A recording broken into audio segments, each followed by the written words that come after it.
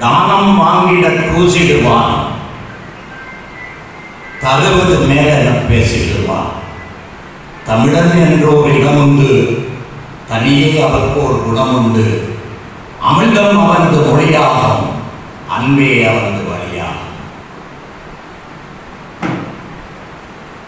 ரொம்ப சின்ன வயசுல 12 வயசுல எனக்கு உணர்ச்சி ஊட்டிய இந்த நாமக்கல் கவிஞருடைய பாட்டை உங்ககிட்ட சொல்லி என் விழா உரையை ஆரம்பிப்பதில் நான் பெருமை அடைகிறேன்.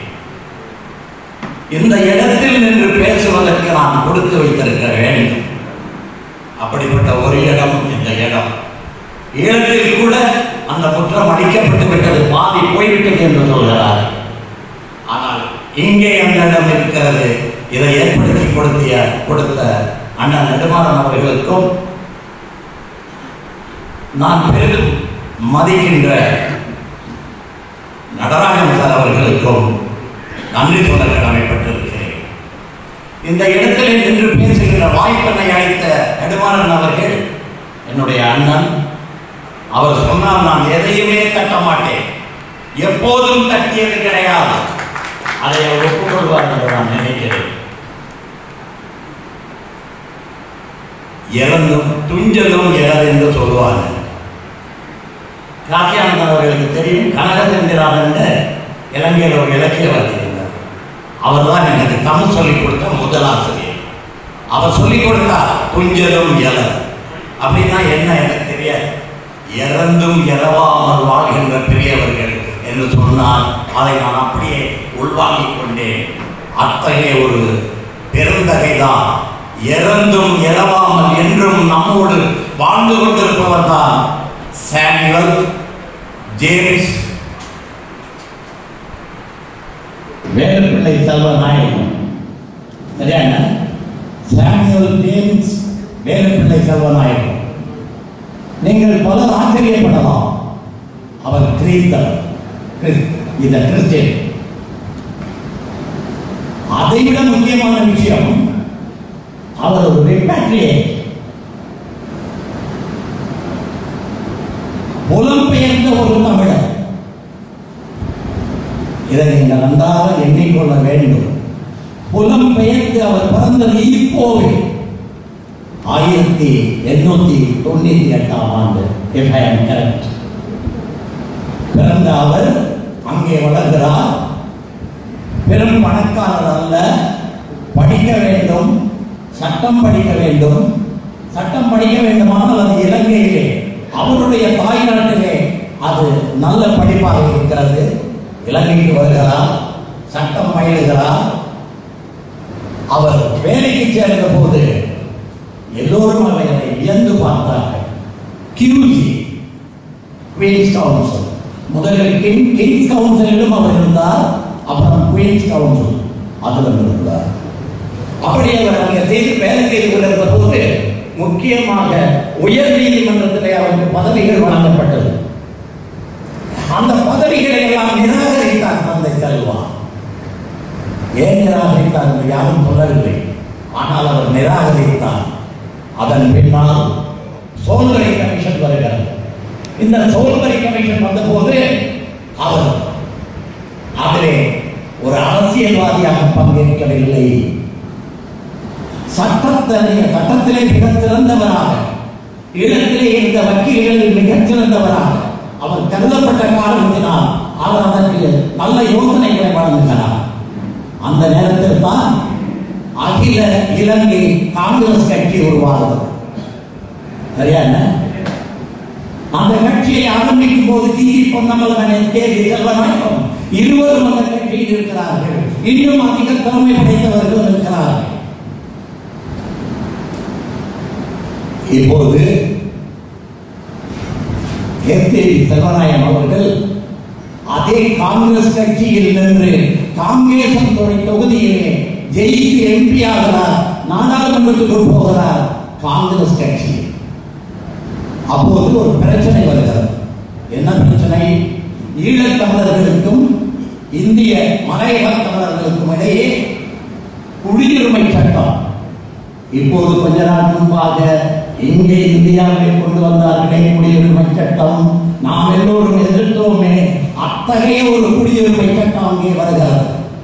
ஏன் அந்த குடியுரிமை சட்டம் வருகிறது தெரியுமா? மலையக தமிழர்களும் ஈழ குடியுரிமை பெற்ற ஈழத் தமிழர்களும் தாய்நாடாக கொண்ட தமிழர்களும் இணைந்து விட்டால் அவர்களுடைய சக்தி பெருகிவிடும் என்று சிங்கள சர்க்கார் நினைக்கிறது.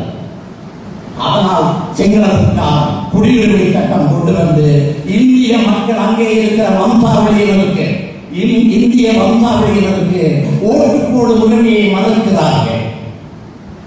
அவர்களுக்கு குடியுரிமை கொடுப்பதை மறுக்கிறார்கள். இந்த காலகட்டத்தில் தான் அந்த காங்கிரஸ் கட்சி பிளவுபடுகிறது. அதில் இருந்த ஒரு நல்ல தலைவர் யூஎன்பியை போய் சேருகிறார். என்ன சரியா சொல்றாங்க? சரியா சேர்ந்த பின்னால் நமது தந்தை ஈழத்து காந்தி, தமிழர் தந்தை தமிழரசு கட்சியை ஆரம்பிக்கிறார். தமிழரசு கட்சியை நடத்தி கொண்டு போகிறார். மக்களிடம் செல்வாக்கு அதிகமாகிறது. அன்று கல்லூரியிலே படித்துக் கொண்டிருந்த எனது அண்ணன் காசி ஆனந்தன் அவர்களும் அங்கே போய் அவரால் ஈர்க்கப்பட்டு அந்த கட்சியிலே இணைகிறார். மிக சிறு வயதிலேயே அவர் முன்னால் பேசி மிகுந்த பாராட்டுகளை எல்லாம் பெற்றவர். அமைதியாக பேசுகிறார், ஆழமாக பேசுகிறார். ஆனால் அன்று இவர் ஒரு சிங்க கூட்டி. இவருடைய பேச்சை கேட்பதற்கு நாங்கள் எல்லாம் காத்திருந்திருக்கிறோம். இங்கே கல்லூரியில் படித்துக் கொண்டிருந்த போது நாம் தமிழர் என்று ஆரம்பித்தார். அவர் சிப்பா ஆதித்தனார் அவர்களோடு இருந்தார். அவர் பேசிய கூட்டங்களிலே நெருப்பு பொறை பரப்பும் அப்படி பேசுவார். அதன் பின்னால் அங்கே போனார், எம்பியானார். இதற்கான யார் காரணம்? தந்தை எஸ்.ஏ.வி. செல்வநாயகம். நான் சொன்னேனே, சாமுவேல் ஜேம்ஸ் வேலப்பிள்ளை செல்வநாயகம் ஒரு கிறிஸ்தவர். அவர் என்ன சொன்னார் தெரியுமா? தயவு செய்து இதை நோட் பண்ணிக் கொள்ளுங்கள், தயவு செய்து குறித்துக் கொள்ளுங்கள். நான் மதத்தால் கிறிஸ்தவர், ஆனால் கலாச்சாரத்தால், பண்பாட்டால், மொழியால் நான் ஒரு தமிழன். அடுத்ததாக நான் ஒரு சைவ சமயத்தவர் என்று சொன்னார். அப்படித்தான் மதத்தை கையாண்டார்கள் ஈழத்து தமிழர்கள். மதம் பிரிக்கவில்லை. அங்கே இந்த 3% கொடுமை எண்ணை கிடையாது. அண்ணன் சொன்னார் 7% தான் வந்தார்கள், மீதி 93% என்ன செய்து கொண்டிருந்தீர்கள் என்று கேட்டார். நானும் கேட்கிறேன், அதே கேள்வியை கேட்கிறேன்.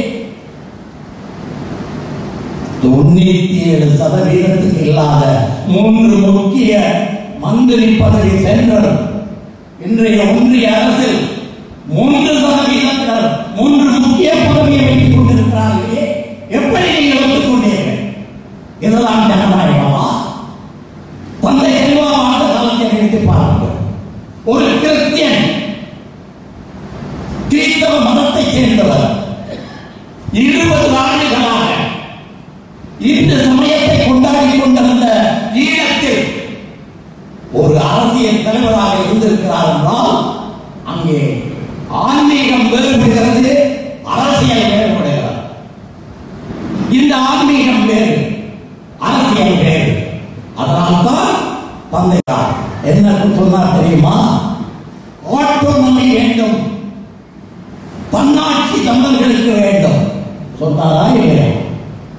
தன்னாட்சி வேண்டும் என்று மட்டும் சொல்லவில்லை, தமிழர்களுக்கு சம அந்தஸ்து வேண்டும், தமிழ் மொழிக்கு சம அந்தஸ்து வேண்டும்.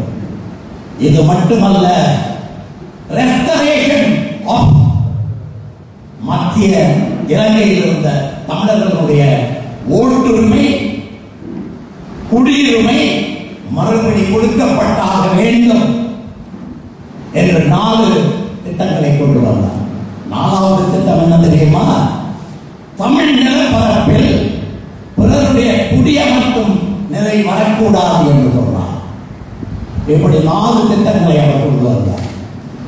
ஆனால் இறுதியாக அவர் அந்த காலகட்டங்களில் இருக்கும்போது என்னுடைய வயது 14. நான் கொழும்பில் கொழுப்பிட்டியில் கொள்ளிப்பட்டி லேனில் தங்கியிருந்தேன். அப்போது உண்ணாவிரதம், சிங்களத்துக்கு எதிர்ப்பு, சிங்களம் மட்டுமே என்பதற்கு எதிர்ப்பு. எர்கபிரியாமி பண்டாரநாயக்கா டெம்பிள் இதிலே டெம்பிள் கிரீஸில் தங்கி இருக்கிறார். அங்கிருந்து ஒரு பரலாம் தூரத்தில் நான் தங்கி இருக்கிறேன். போராட்டம் நடக்கிறது. பிரதமர் தங்கி இருக்கிற வீட்டிலிருந்து 1 கிலோமீட்டர் தூரத்தில் இருக்கிறேன். நான் வேடிக்கை பார்ப்பதற்காக நாடாளுமன்றத்துக்கு முன்பாக செல்கிறேன். அங்கே தந்தை செல்வாவின் தலைமையில் பொன்னாலை ஆனந்தன் அவர்கள் அந்த அறப்போராட்டம் சத்தியாகிரகம் நடக்கிறது. என்ன செய்தார்கள் காளையர்கள் தெரியுமா? டாக்டர் நாகநாதன், மிஸ்டர் நவரத்னம் எம்பி இவர்களை தூக்கி மன்னன் சொன்னது போல் அங்கே இருந்த லேக்கிலே குளத்திலே கொண்டு வீசினார்கள். அதை நான் கண்ணாலே பார்த்தேன். அன்றுதான் நினைத்துக் கொண்டேன், இது எனக்கு சொந்தமான நாடு அல்ல. என் தாய் நாடு தமிழ்நாடு, என் தாய் பிறந்த நாடு தமிழ்நாடு. நான் இங்கே இருக்க வேண்டியவன் அல்ல என்று முடிவு பண்ணினேன். மறுதினம் அல்லது அதற்கு மறுதினம் நான் பார்த்த முதல் படம் மலைக்கள்ளன். அந்த படத்திலே தான் இந்த பாட்டை கேட்டேன். தமிழன் என்றோர் இனம் உண்டு, தனியே அவருக்கு ஒரு குணம் உண்டு, அமிழ்தம் அவரது மொழியாகும், அன்பே அவரது வழியாகும். வந்த பின்னால் நிறைய படித்தேன். வந்ததும் நான் நேரே காஞ்சிக்கு சென்றேன். அண்ணனுக்கு எப்படி கேபி சிவராயம் அவர்களோ அதுபோல் எனக்கு பேரறிஞர் அண்ணா அவர்கள் 12 வயது 13 வயதிலே காஞ்சியில் போய் நான் படித்தேன். அண்ணாவின் வீட்டுக்கு பக்கத்து வீட்டில் தங்கியிருந்து அண்ணாவோடு பழகினேன். திராவிட நாடு படித்தேன், ஹோம்லேண்ட் படித்தேன், தொடர்ந்து படித்துக் கொண்டே இருந்தேன். இப்போது நான் பேசுகின்ற தமிழ் இருக்கிறதே, இது அவர் கொடுத்த பிச்சை. அன்று எனக்கு அரசியலில் ஆர்வம் இல்லை. ஆனால் எம்ஜிஆர் மீது எனக்கு நாட்டம் இருந்தது, கலைஞரின் எழுத்து மீது எனக்கு நாட்டம் இருந்தது. நான் கலைஞரை என் துரோணர் என்று சொன்னேன், எம்ஜிஆர் அவர்களை என் இதய தெய்வம் என்று சொன்னேன். எம்ஜிஆர் அவர்கள் என்னை ஏமாற்றவில்லை. முதல் படத்தை எனக்கு அவர்தான் கொடுத்தார். இதற்கு பின்னாலும் நான் அரசியல் தெரியாமல் இருக்கக்கூடாது என்று எண்ணினேன். அந்த எண்ணத்தின் விளைவுதான் நான் அண்ணன் பல நெடுமாறன் அவர்களை சந்தித்தது. பல நாட்கள் நான் அவரோடு போய் உட்கார்ந்து பேசிக் கொண்டிருப்பேன். எதற்காக என்றால், உண்மையை சொல்லுகிறேன், களவாடுவதற்காக அல்ல, கையாடுவதற்காக. பல நல்ல கருத்துக்களை, பல நல்ல சிந்தனைகளை. அரசியல் என்றால் என்ன? இந்திரா காந்தி என்ன செய்தார்கள்? காமராஜர் என்பவர் மீது எனக்கு அதிகமாக மரியாதை கிடையாது. அண்ணா மீதுதான் எனக்கு மரியாதை. ஆனால் இவரோடு பேசிய பின்னால் நான் தினமும் காமராஜரை பார்க்க போனேன். தினம் சாயந்தரம் 6 மணிக்கு காமராஜர் வீட்டுக்கு நான் போய் ஒரு 10 நிமிடமாவது அவரோடு பேசிவிட்டு வருவேன். அப்படிப்பட்ட ஒரு தலைவனை சத்தியமாக நான் பார்த்ததில்லை. அதற்கு காரணம் அண்ணன் அவர்கள் தான். அதே போல் எஸ்ஜேபி செல்வராயன் அவருடைய கூட்டங்களை கேட்டிருக்கிறேன். அன்று என்ன நடந்தது என்பதை சொல்கிறேன். நான் போய் அந்த பாராளுமன்றத்தில் நடந்த நிகழ்ச்சியை பார்த்தேன். கொஞ்ச நாள் கழித்து இலங்கையிலே மத அரசியல் உள்ளே நுழைகிறது. அதை நாசுக்கார அண்ணன் சொன்னார், டக்ளீஸ் நாயக்கா இவரை எல்லாரும் கிறிஸ்டியன்.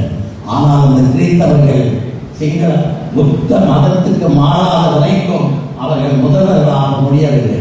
உண்மைதானேன்னா இதுதான் நடந்தது. பண்டாரநாயக்கா ஒரு கிறிஸ்தவர். நான் சொன்னேனே 1 கிலோமீட்டர் தொலைவில் என்று. திடீரென்று செய்தி வருகிறது. என்ன?